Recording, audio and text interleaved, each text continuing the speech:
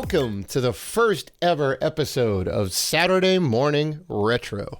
Before we start the show, we want to thank all of our wonderful fans who have supported us. And if you want to show support for the Rated G Network, you can find us on Patreon at patreon.com/RatedG4Gamers. You can also find us on YouTube, Instagram, Twitter, and Facebook at Rated G4Gamers.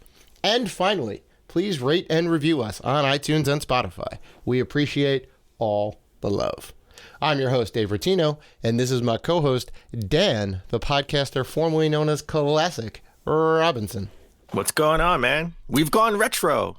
We have gone retro. We go back in time. This is a brand new podcast on the Rated G Network on the same Rated G feed. So if any of you are wondering what's going on right now, we're doing a brand new thing, trying out something new.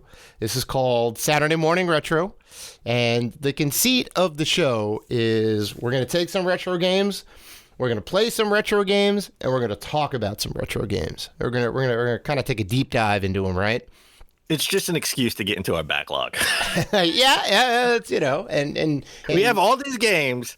I have thousands of games, and I haven't played any. I haven't played all these games, right? So we definitely, maybe hopefully find the Metal Jesus hidden gems, right? Right? He doesn't say that anymore. He doesn't really go for hidden gems. He doesn't say that. Right. That's that was his shtick back in the day. I think he's made a conscious effort not to say hidden gems everyone has a hidden gem show. Like, it's ridiculous, right? Yeah. But a lot of these games we haven't played, so it's just an excuse to go back and play them and talk more about our collection. I mean, we've built up a sizable collection. I mean, when we started the show, I think I was at like 1,000 games, and now maybe 1,500. Yeah. And now I'm up to like 3,500 games and growing. Yeah, I'm over 1,500, I think, at this point. Making my way to two grand, so it's feeling pretty good. So yeah, we got a couple of games on the block today, right? Well, I'm going to talk about Turtles. I almost said Turtles in Time. It's Teenage Mutant Ninja Turtles: The Hyperstone Heist, which was essentially Turtles in Time for the Genesis. Right. I've got Castlevania: Circle of the Moon up on the block for the Game Boy Advance. And then we're going to talk about a game that we both played and beat on two different systems. And that's Uncharted 3. And how we're gonna talk about these games, right? We're gonna talk about the game, system we played it on, the time in which it came out, our opinions on the game, and we're gonna rate them on the Dave scale. All right. For those of you who don't know, if you're kind of new listeners to the show or you're just coming in, the Dave scale is a 4-point scale going from trash to fantastic. We have two ratings in the middle. We have A on the low end and the high end. All right. It is a very sophisticated scale. The only way Dave knows how to rate them. We went through thousands of years of science, right? We looked through charts, right? We consulted with experts, and we found that this was the best way to rate our games. So it's the only way Dave knows how to rate games. Hey, man. Hey, it's worked for the last 200 episodes of Rated G. So why stop now? All right, but before we get into the games, I want to talk about just a little piece in gaming history. I mean, this is going up Saturday, May 16th, right? And a little piece of gaming history. May 16th of 2005, 15 years ago, the PS3 was first revealed at E3. Oh, the infamous PS3 reveal. Yeah. Rad Racer. Yeah. Ridge Racer, the giant enemy crab. Oh, there's so much to get into on the PS3 reveal. But but think about it. E3 was in May. So that early. E3 came early that year, huh? Yeah. I mean, everyone. When did E3 start? Because first they were at CES, right? That's usually in January. I mean, that's where the original Xbox was unveiled, right? Yeah. And it's interesting because E3 was around. E3 started in 96. So it was there in 2001, but Microsoft was like, or 2000, whenever they announced it, and they were like, no, we're going to do it at CES. Yeah, because that's when The Rock, everyone thinks that, when The Rock was on stage and everything, that it was, at E3, but it was really at CES when they first unveiled it. But, we had CES still have CES to this day. That's usually in January. Then we have E3, and it's like why was E3 so early? When did E3 in the last like 10 years at least? I think in recent memory just has always been in June. Like when? Yeah, I mean, they always kind of move around a little bit. I don't know what the effort was to move it to June. Yeah, maybe because like we like to say Christmas 2 or whatever, right? That kind of late February to like early May period where a bunch of like big AAA games come out. Maybe they wanted to like move a little bit away from that, right? Have it at the half year to be like, all right, here's all the games coming out for Christmas 1 or the holidays, right? For after Thanksgiving around that time. I don't know, but I'm sure they had a good reason for moving it. I'm sure it had something to do with like retailers, maybe.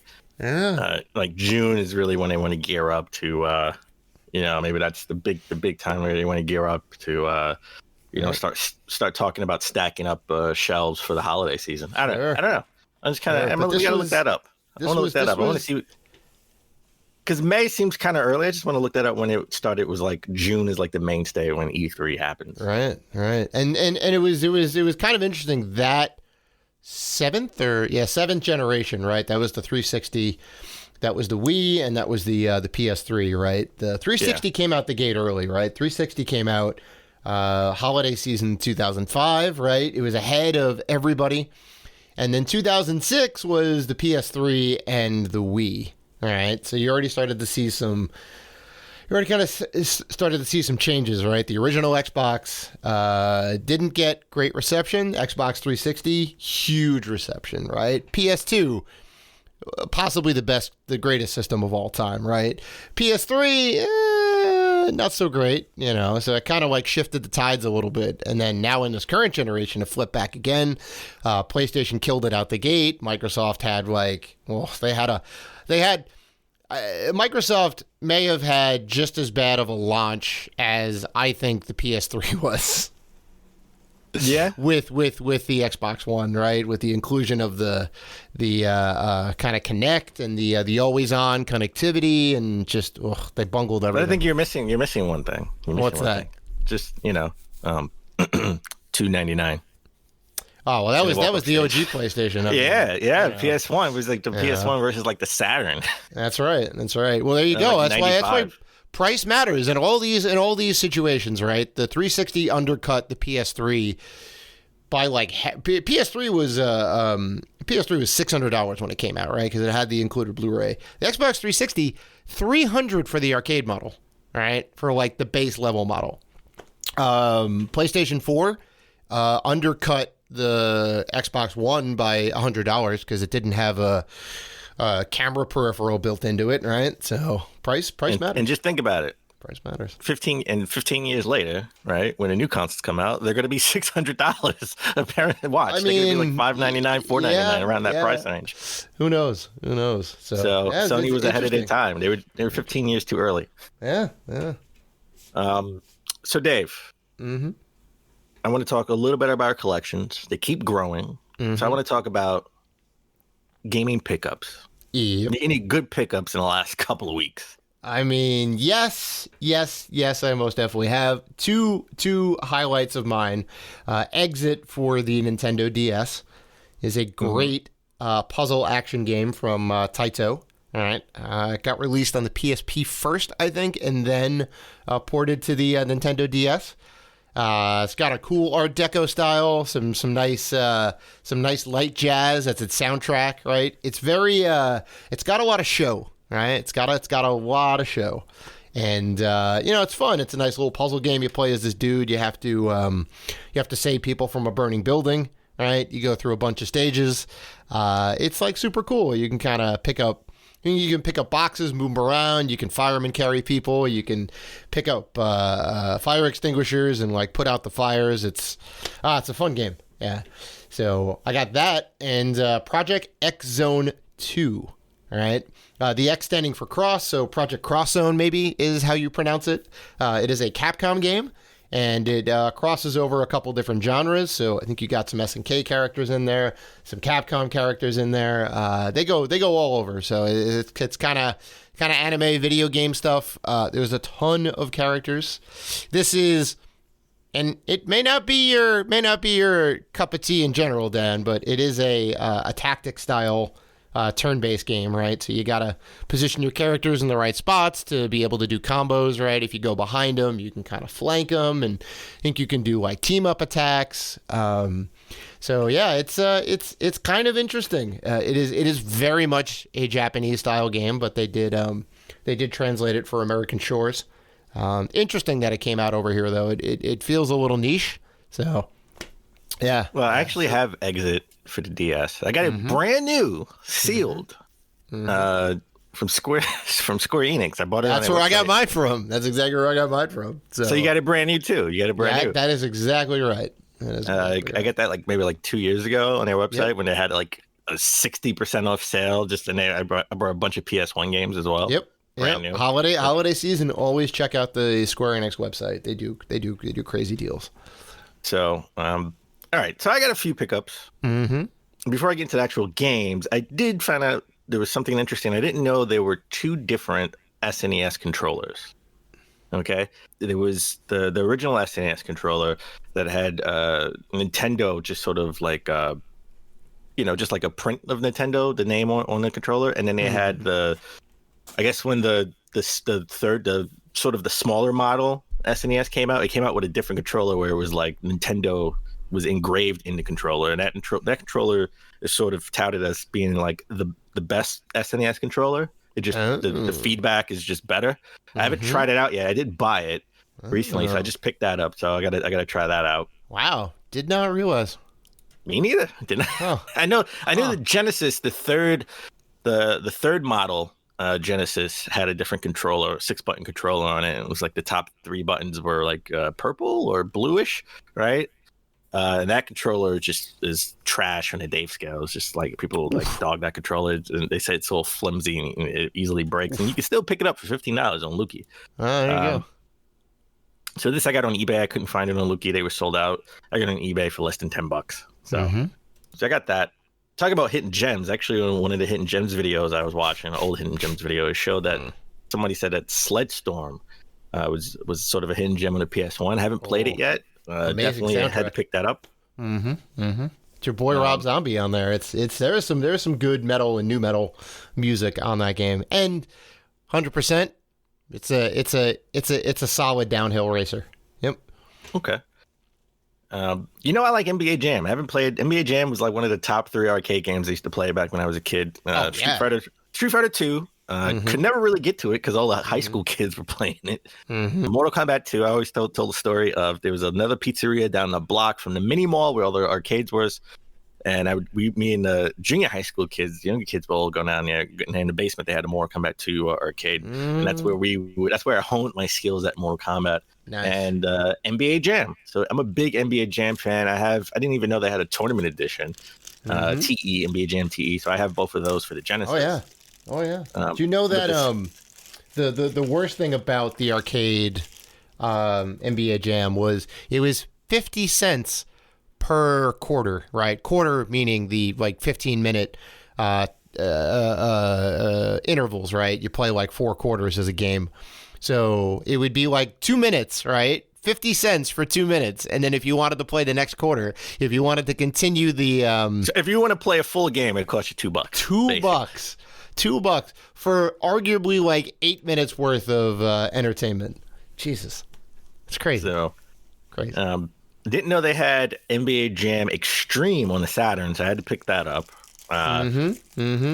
Still holds up, plays good. I actually won my match by 2 points. Played that a little bit just to test out. I'm starting to test out games that I get in just to make sure they still work, unless I get them brand new from Square Enix. There's no reason. And then you're like, it's got to be fine.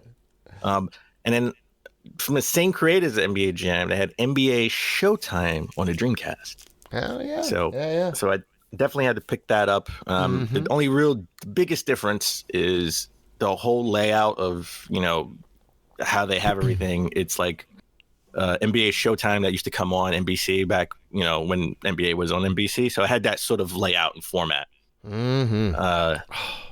So that game is actually pretty good. It seemed a little bit on a tough, like really, really tough scale. That's a game that you really got to get good at. I lost my match. I definitely lost my match. And I had Shaq and Kobe. and I lost. That's the dream team right there. Come on now. Well, they were young back then. I think this is before they won a championship. They didn't have this their came out mojo like yet. in '99. Yeah. They're like a mini Jordan and Pippen in my eyes. So, in like their peak. Picked up Batman for the Genesis. I didn't get it complete in box. Definitely just got the cartridge. Didn't even know. Didn't know goes this for a existed. good price. Is that what you're trying to say?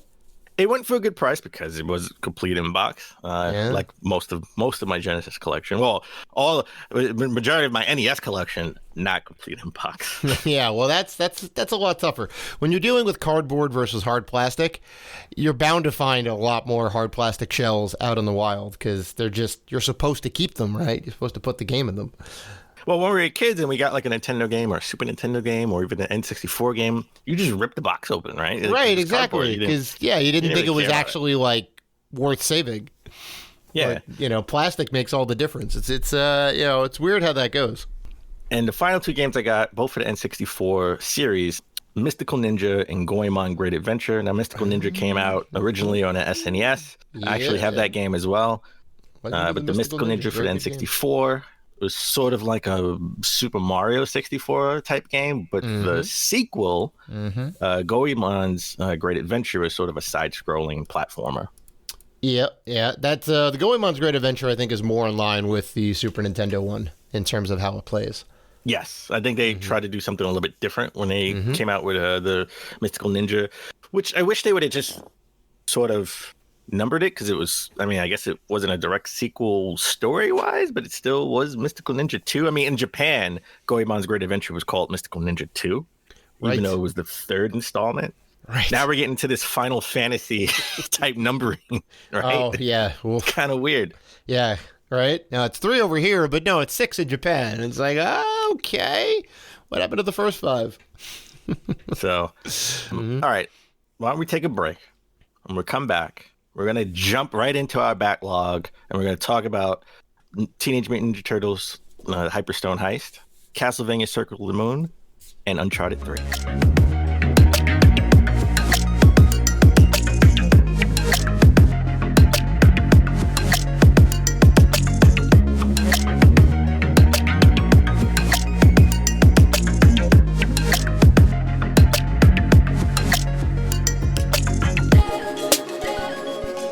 And we're back. All right, let's get into our backlog. Let's get into some retro games. I want to start first. I got to talk about Teenage Mutant Ninja Turtles, the Hyperstone Heist. Released in North America December 11th, 1992. Developed and published by Konami. It came out for the Genesis. Yep. It's a beat 'em up. It's a pretty good beat 'em up, and I played it. Just full disclosure, I played it and beat it on a Retron 5. Ain't no shame in that. There are millions of ways to be playing these games right now. Not always optimal, or we don't always have the option to play it on the original hardware. So we play it on the best available system, right? Well, I know I found it now, but at the time when I wanted to play, I couldn't find my AV to HDMI converter box, little box that you got to plug in. Yeah. So it was just easier to dump it on the Retron 5 and play it on the TV. So this game is pretty good. I like it. I was a huge Turtles in Time fan from the arcade and SNES. That game is classic. Now I've never played Hyperstone Heist, so I don't really know what the differences are between the two. Well, the game definitely is a little bit shorter as far as levels go. It's 5 levels compared to 10 levels for Turtles in Time. Right. But the 5 levels are a little bit longer than the 10 levels in Turtles in Time. And they're like a mashup of levels compared to Turtles. So if you're in Turtles in Time, if you're on the bridge, like that first level, you're on the bridge, you're only on the bridge, right? You're in the sewer, you're only in the sewer. But on Hyperstone Heist, each level sort of switches up, right? Because you start on the street and then you end in the sewer, right? You start on the water, then you ended it on the boat. So a lot of levels are a mix and match of sort of the levels that you got from Turtles in Time. So that part was kind of interesting. I like the transition in different levels in the in the level transition. You had obviously in Turtles in Time, you had 10 different bosses because you had a boss at each level. So it's 10 bosses compared to only 5 bosses, right? Which again, 3 bosses are similar to Turtles in Time. Only 2 bosses were kind of different. That was the Baxter Stockman battle.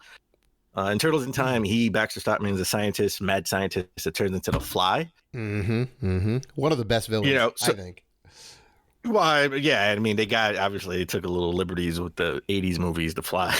I mean, sure. Yeah, I mean, the cartoon was like the late 80s, early 90s, so they took inspiration from everywhere. Hey, that's like, I forget what the quote is, but never mind. I'm probably gonna butcher it. I don't know, like thievery is the most sincerest form of flattery or something like that, right?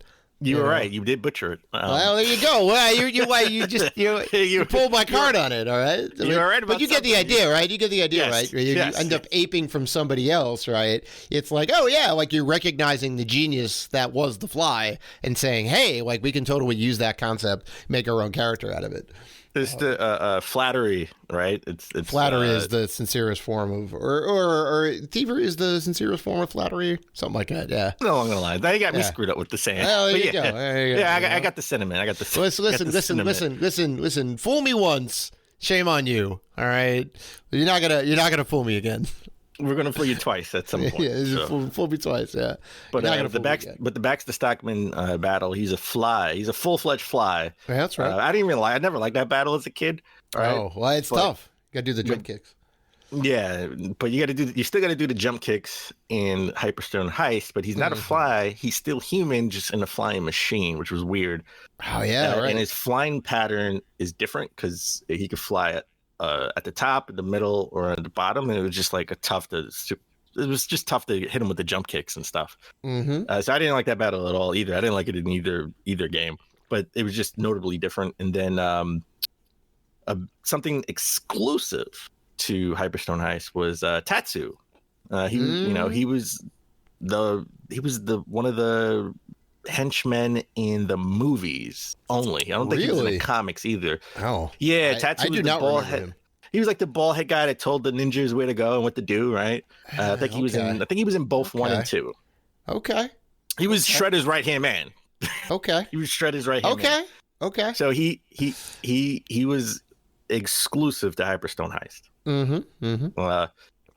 But I found overall, I thought like those 2 boss battles were, they were okay. I mean, I didn't really like the tattoo battle, but the game itself, I thought sort of was just, I mean, it was different. It was kind of short. It took me a short time to beat it, obviously, even though levels are longer.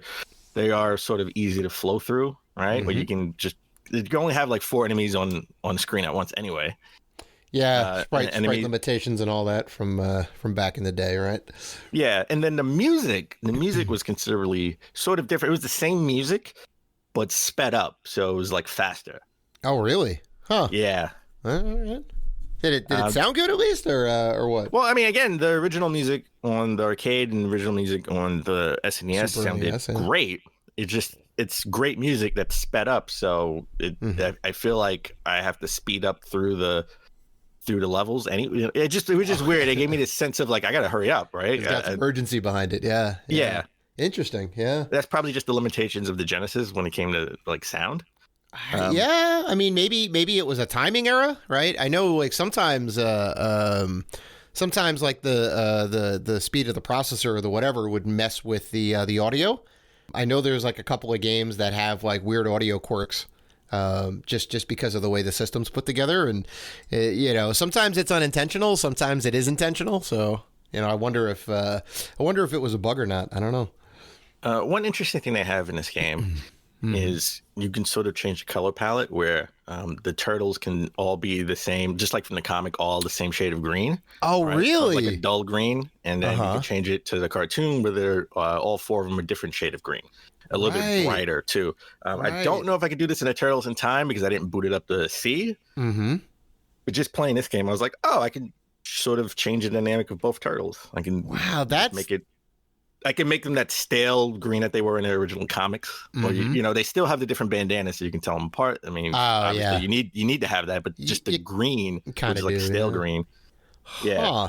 Wow, that's a real interesting touch. I did not know they had that in that game. And I think that's the only one that actually does that out of all of the Turtle games, right? Up until like now, right? The Battle Nexus games and all that stuff and the fighting games, Tournament Fighters, whatever else. I don't think any other game has had that option in the game. That's crazy. I would say if I had to rate this on a Dave scale, my Dave scale rating is going to be a little bit skewed, only because, like, as a kid, I thought Hyperstone Heist, I don't know, they changed the story just a little bit, right? As far as like being, you know, like the whole premise of Turtles in Time is you go back in time, right? And couple like first 4 or 5 boards you're like in New York, and then the next 4 or 5 boards you're like going throughout time. You're in like different time periods. Yep. Where this travel through the where this I never really seemed to be going throughout time. I wasn't back in, you know, the dinosaur ages. You know, I wasn't in the future on the hoverboard like you are in Turtles in Time, right? Which was an exclusive to the SNES. So the story was sort of switched out, but because I played Turtles in Time, the arcade and the SNES, my view of this game has skewed a little bit because of that. So I would, on the Dave scale, I would have to say on the low end. It's not a bad game. It's a good game. If I had the Genesis, I would enjoy it. I should. It definitely is a pick it up for your collection and you definitely play it. You will enjoy it. But if you play Turtles in Time and you love Turtles in Time as much as I do, this game's kind of disappointing. Well, that's what I was going to ask, because they were like right around the same time. I think the arcade game may have been like 91. I think the arcade game was a year or two prior to this. Yes. Right. And then I think the Super Nintendo version came out 92, like early 92. It was one of the early titles, not a launch title per se. But it is that. So like if you compare the two together, like you would say Turtles in Time over Hyperstone Heist, right? Oh, 100%. Not even hesitation. I'll be honest. I would probably pick Ninja Turtles 3 on the NES over Hyperstone Heist as well. Really? Wow. Hot takes from Dan Robinson over here. Okay. I'll take it. So, all right. So talk me up about chat me up about Castlevania Circle of the Moon. So a game I have not played in all time. Oh, Dan. Well, let me tell you a little bit about Circle of the Moon, right? It was released June 11th, 2001. That's the North American release. It was a launch title for the GBA, right? So it came out when the system came out. There were a bunch of games that came out with this, like Super Dodgeball, I think Final Fight 1, and like a handful of other games were launch titles. This was also Konami, developed and published by Konami. It was all done in-house, right? It was a follow-up to Symphony of the Night in the gameplay, right? It's an action platformer. And I was playing this on the Nintendo DSi, and that is very important to say, and I'll kind of get into that in a second. But yeah, I mean, this is the same kind of Metroidvania gameplay where you kind of run around Dracula's castle, you pick up new items and abilities which unlock different parts of the castle. You can kind of backtrack to get other stuff when you get new abilities, right? It's all very familiar, right? You can upgrade your weapons and armor. You have like that whole system from Symphony of the Night gets like pulled over. And one of the new mechanics is this thing called like DSS, which are cards, right? They're cards that you can pick up, and there's active cards and passive cards, right? So you may pick up a card, like an active card that's like I don't know, like Mandragora or Serpent or whatever, right? And you can kind of activate it with one of the triggers, and that turns your whip into like an ice whip or a thorn whip or whatever, right? And then there's passive abilities that are just always active, and depending on what cards you put together, you'll get different like synergies. And everyone lauded that at the time, right? It was really cool. There's a handful of cards that you need to beat the game, and everything else is optional, which is kind of neat. So there's like 20 cards in total, so the combinations are like all over the place. So that's kind of the general mechanics of the game. I do have a quick aside on this game. So I got the GBA when it came out with this game and Super Dodgeball. And I played a decent amount through it, right? Maybe like a third of the way through the game. And, well, long story short, ended up losing this cartridge in Atlantic City somewhere.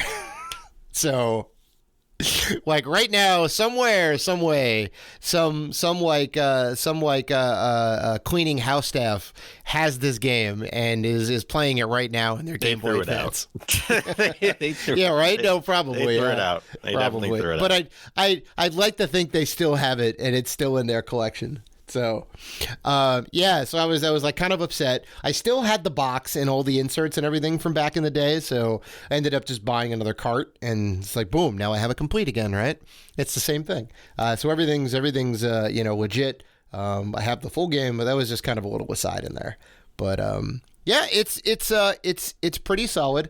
To kind of circle back about the DSi, the reason I played it on the DSi is, there is a big issue with the color palette in the game, right? It's very dark, and the original GBA did not have a backlight. The Game Boy Advance SP, right, the little square one with the clamshell, that was the one that had the backlight. It was an okay backlight. The DS and the DSi, much better backlighting, which is why I played it on the DSi specifically. Like, I have all of the other hardware. I have the GBA, the GBA Advance. I have all of that stuff. So, yeah, no, it was interesting. It was interesting. So, is this canon in like the Castlevania story, like in the lore of Castlevania? It is. I believe it is part of that timeline. It does mix things up a little bit because some of the names kind of relate to Castlevania Bloodlines, but kind of don't. Right? I think it's like there's a guy named Morris in it, right? But that's his first name and not his last name because John Morris was one of the main characters in the Bloodlines game. So you don't play as any of the Belmont family, right? You play as like Nathan Graves, I think, and there's some other guy named Morris. It's an interesting story. You're still going up against Dracula. You're still playing in Dracula's castle, so all of that kind of like fits in. So I do believe it is part of the official timeline. There are a few games that don't fit into the canon. Funny enough, like they put out an official timeline, I don't know, I think in the mid 2000s or whatever, that kind of codified everything together. I think this falls into that. It is solid. It's a solid game, you know, regardless of the story that it's trying to tell, which I think is a backseat really. Like the gameplay is where it's at, right? The gameplay is you know, pretty solid. Playing on the DSi. Difficulty level? Difficulty level, it's pretty tough. You are definitely going to get your money's worth out of it, right? The one thing that I'll say that's a little bit different than Symphony of the Night is that it's very apparent the area that opens up when you get the new ability and the next thing you need to do, right? So they give you like a new block, and basically to get to the next block, you have to beat the boss and then get the item that's behind the boss. Like that's how the whole game loop goes. And like I'm okay with that. Like I think it's fine. I think they opened it up a little bit in the later games. But so like in that case, you have to build up your character, get to the boss. You'll probably die because like I've been dying a lot, right? You kind of got to level up a little bit, and then that kind of evens it out a little bit. It helps with the difficulty curve because some of the bosses you're like 4 hits and you're dead. So in that case, it could be a little tough. Yeah, in that case, it could be a little tough. But the graphics and sound are on point. The dark color palette aside, right? You play in the DS, the DSi, it's fine. It's not a problem. And the sound is awesome. They did bring in some stuff from some of the older Castlevania games, remix some stuff. But, you know, given the GBA's kind of limited sound processor, it still sounds pretty damn good. So, yeah, it's a solid game. So if it's a solid game, what would you rate it on the Dave scale? Well, I do have to knock it down a little bit for the color palette issue, right? And the kind of gating of where you can go isn't the best. I do like Symphony of the Night's kind of game progression a little bit better. It's a little bit more open. You have more options to kind of go in different directions. So on those two things, I'm going to have to give it on the high end. All right, on the high end. All right. Nice. Okay.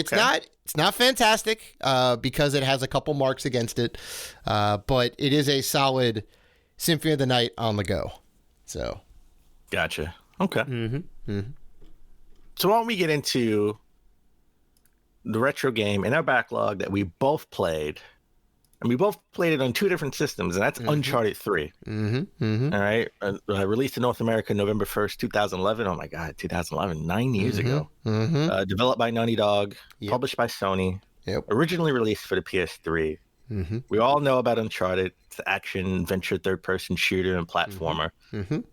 I played this on the PS3, but you played this on the PS4 on the Uncharted collection. I did. I specifically got the PS4 Nathan Drake Uncharted collection bundle specifically because I wanted that specific bundle, and I wanted to be able to play the Uncharted games because you were talking them up like they were the best thing in the world. And I played 1, I played 2, and then I played 3, and I played 3 immediately after 2. So, you know, I think it'd be kind of neat to maybe compare and contrast between the 2.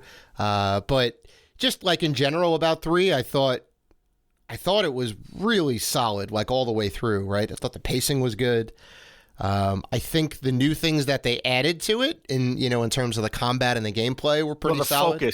They put a focus on melee combat. And early on too, like as soon as you play the game, the first thing you really do is they teach you the combat, right? The melee combat system, which I thought was an amazing sort of just little thing that tweaked and put in, right? I mean, you can sort of fight in 2, but not a real emphasis like you could do in 3. And the little thing that you could do is like when you fight and you got a little combo going on, you can hit the person's weapon out of their hand and grab it. And it just falls in the air and you can shoot them. And they do it all like slow motion style too, right? So you give them like an elbow and then the gun's in the air. Like it's really nicely done.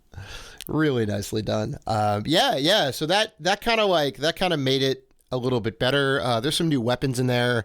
Not, monumental. It didn't really change a lot, but they did kind of switch it up a little bit. I think 2 had mostly the same weapons from the first one with a couple of additions, but 3 kind of swapped out a bunch of stuff, which was, pretty cool. Well, in the beginning, and you probably, you missed this. You probably missed this, and I know a lot of people missed it when it first came out. Yeah. Was the Last of Us teaser in the beginning of the game, sort of when you're in that bar fight. I 100% missed that. Where was that? If you're in a bar fight, you have to go to the end of the bar, and there's a newspaper there that talks about like sort of like the zombie apocalypse or it was some pandemic. Oh my God, that's crazy. Happening.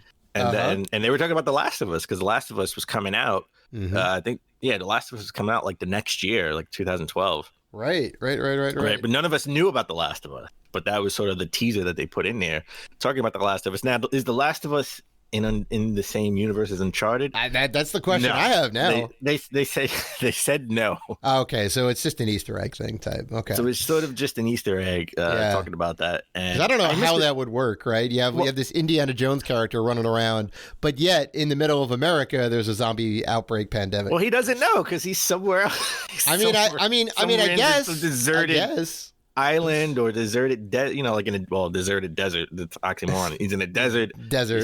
He's trying to find gold. He doesn't know that the world's coming to an end because of zombies. Right. Because it hasn't reached it because it's not populated. Right. Well. Speaking of the beginning, right? That whole like intro. You walk into the bar, right? There's this deal going on. You got a briefcase full of money. You're there with Sully, right? You go into this back room upstairs. Everyone's playing pool. I'm like, this is super cool, right? I'm like already in, right? The deal goes sour.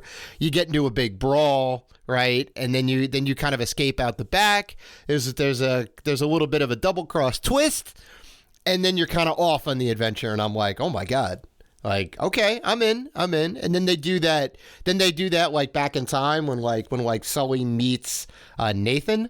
Which I thought was really cool. It was like, they did young Drake. They did the level where you're young Drake and how they met and he sort of became like a mentor to Drake. That was good.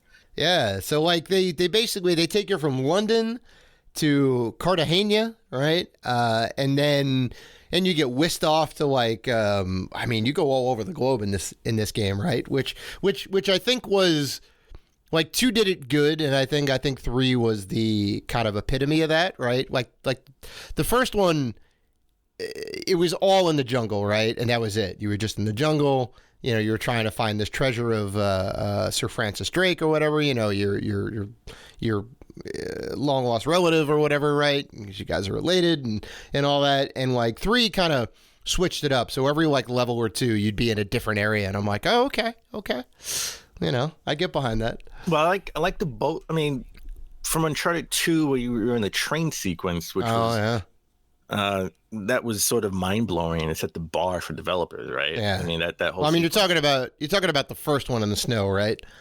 No, I'm talking about Uncharted 2, the sequence when you're on the train. There's in general was that set the bar for developers.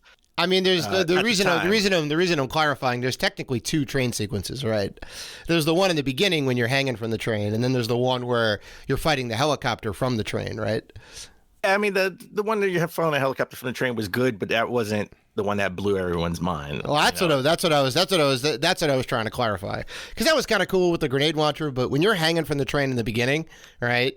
Like, and you're just like, you're about to die. You're hanging off this cliff in the Himalayas, right? And I was like, how did you get here? What's going on? When people talk about the train sequence in Uncharted 2, they're real. You know, they're talking about that. They're talking about when you're hanging in the beginning. That's sort of set the bar for everyone, because everyone's like, oh wow, we like this is what we could do in video games. But you know, Uncharted 3 didn't necessarily have that one monumental, crazy sort of level that, you know, where everyone was minds blown, but they sort of had other levels that hit you in different areas, right? You had the young Drake sequence where that sort of hit me from a story standpoint. Like if you invest in the story from the first one and the second one, this is sort of how him and Sully met. They had the boat sequence, right? When you're captured by the pirates, and then you got to go through this sort of abandoned shipyard where all these, you know, boats just destroyed in the water, and then you're going into the cruise ship. Yeah. And then you had cool. And then you had sort of the desert sequence. I mean, I didn't like the beginning of the desert sequence because it didn't make any sense from the story standpoint.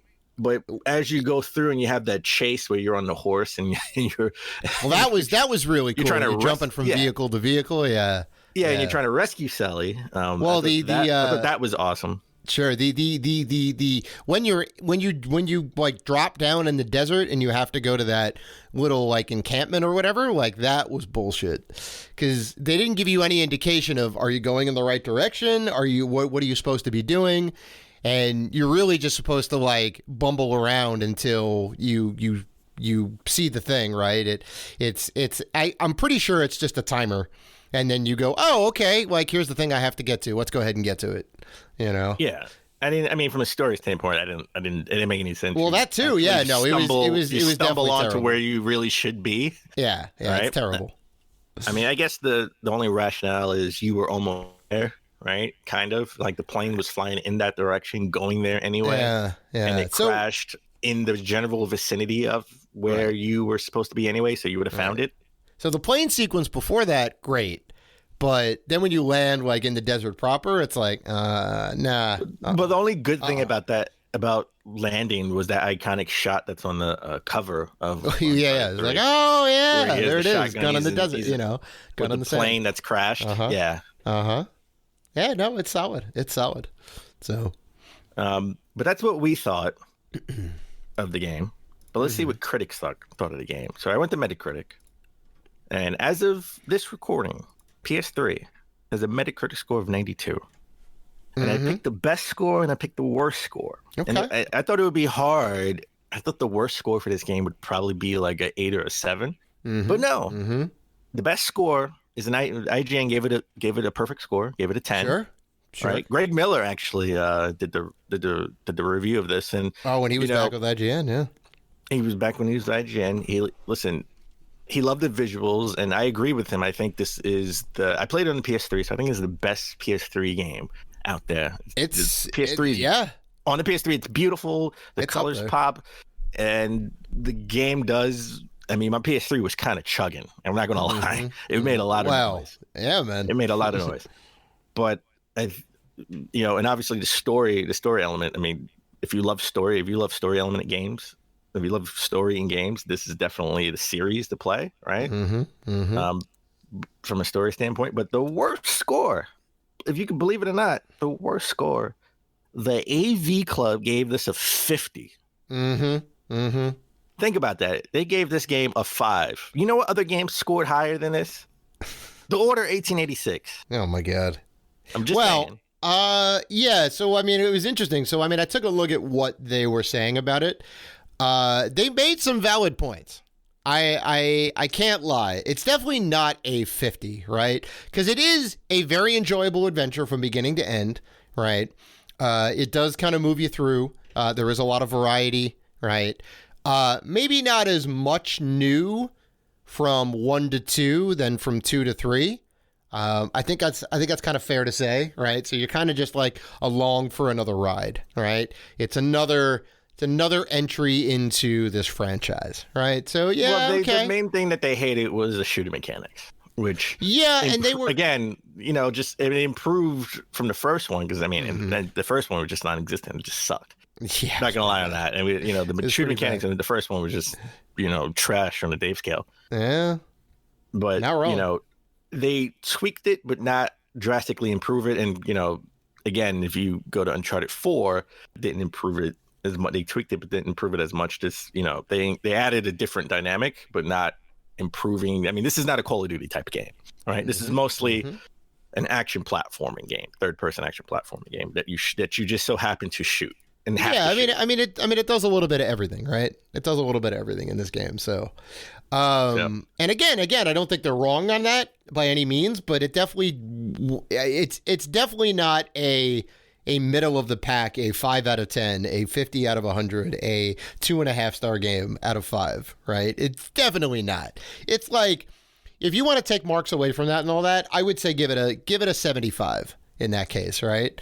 It's not, none of those things would hinder me from playing the game. And never did I think like, wow, these, the controls are terrible or the shooting mechanics are terrible. Like they were fine. It's not Call of Duty. I will say my only gripes with the game, my issues with the game really came from, and I'm nitpicking here, at least on the PS3, like platforming was, sometimes could be a little sketchy, right? Where I'm like, why am I'm trying to platform before the stuff at top falls and hits you, right? And I'm just like, why is he not reaching? Like, because you have to, the whole point of like you're scaling a wall and you have to reach to jump to the other side. And I'm like, I'm holding right or holding left. Why is he not reaching so I can jump? So I can jump out of the way in time. And I died in when you're in the mansion and the mansion is on fire and it's falling apart. I died like a few times in that sequence because I'm like, I definitely am pushing over to jump and it's not jumping.